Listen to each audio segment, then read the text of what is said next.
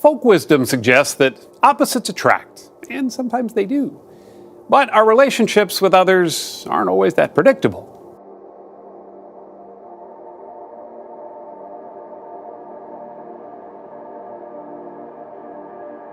Why do we need a revolution? You have this huge percentage of the population who are subtly discounted for something that goes to the core of who they are. Kane says there's some history behind that.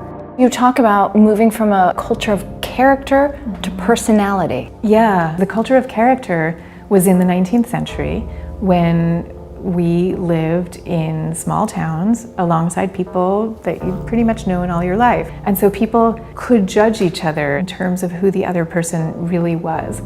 But then in the 20th century, when you had industrialization and people moving out into the cities, and suddenly they're living alongside strangers who they needed to impress really quickly, what became important was what kind of a first impression do you make?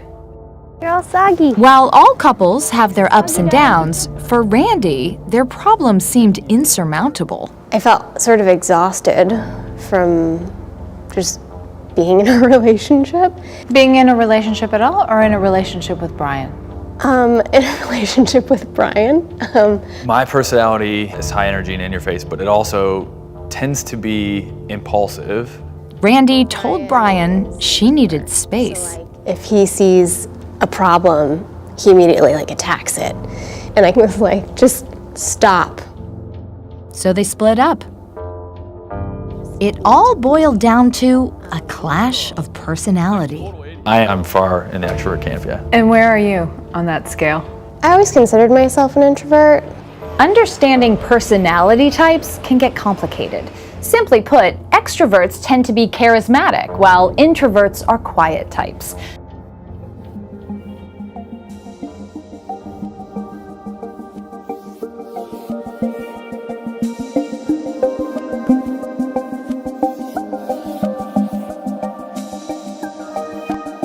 Extroverts are hailed as good talkers. Introverts, on the other hand, are usually the ones listening.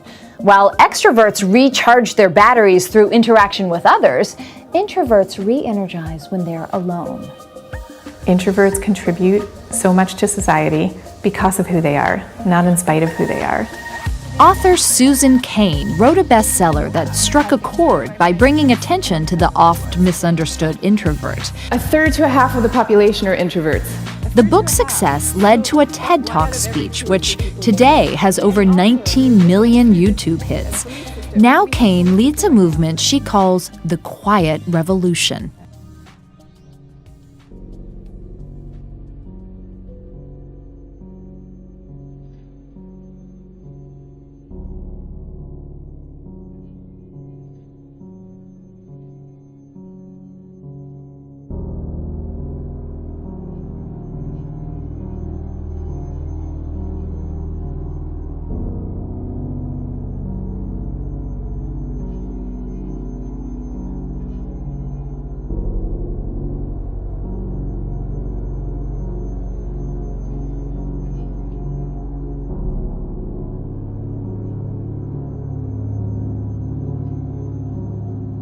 So in a culture that's long favored the charisma and likability of the extrovert, the introvert has been left on the sidelines.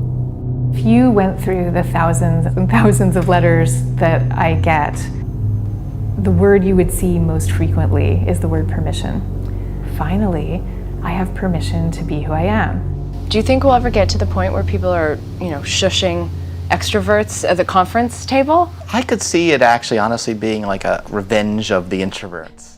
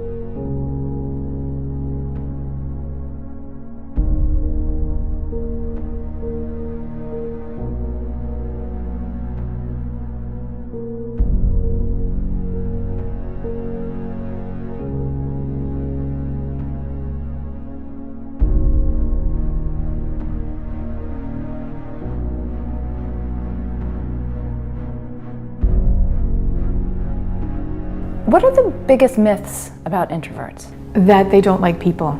The other myth is the idea that introverts don't make good leaders. And there's actually data showing that introverted leaders often deliver even better outcomes than extroverted leaders do. Whether it occurs by the quirk of nature. Leaders like Microsoft's Bill Gates, billionaire investor Warren Buffett, Facebook founder Mark Zuckerberg, former Avon CEO Andrea Jung, all self-proclaimed introverts. As for the extroverts, Facebook's Sheryl Sandberg says she's one. So do Bill Clinton, George Bush, and founder of Black entertainment television, Robert Johnson. The main difference is style. Extroverted leaders are strong motivators, quick on their feet. Introverted leaders prefer to think things through before speaking up or moving forward, which is often misconstrued for shyness, even disinterest. When introverts aren't supported, what do we miss out on? We're missing out on half the population to begin with. Introverts tend to be passed over or not groomed in the first place for leadership positions, and that's one of the things that we really want to fix. How many of you would describe yourselves, let's say, as extroverts first? That's why Kane has taken her show on the road, speaking to students and business leaders about how to bring the best out of their introverts. It's not like one is better than the other, it's just that they're different and we really need them both. And, says Scott Barry Kaufman, this is true in most aspects of our lives. What about in personal relationships? Over the long haul, both partners do tend to kind of meet each other in the middle somewhere. But at kind of the earliest stages of relationships, you can have like a very extrovert part, a very introvert part, and they can make a really great match because they are seeing something in each other that they don't have.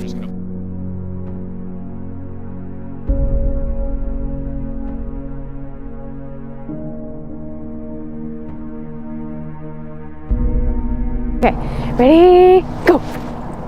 When Brian Baker first laid eyes on Randy Johns Oh, there he goes again. in Sacramento, California 2 years ago, it was love at first sight. I was like, who is that? I would like to meet her. Yeah, that happened pretty much like that.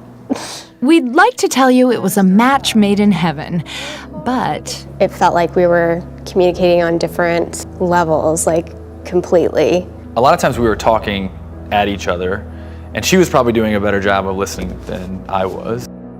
Brian and Randy may have learned that the hard way. When she broke up with me, like that was a huge moment in my life where I said, this is the best thing that's ever happened to me. I don't want this to end.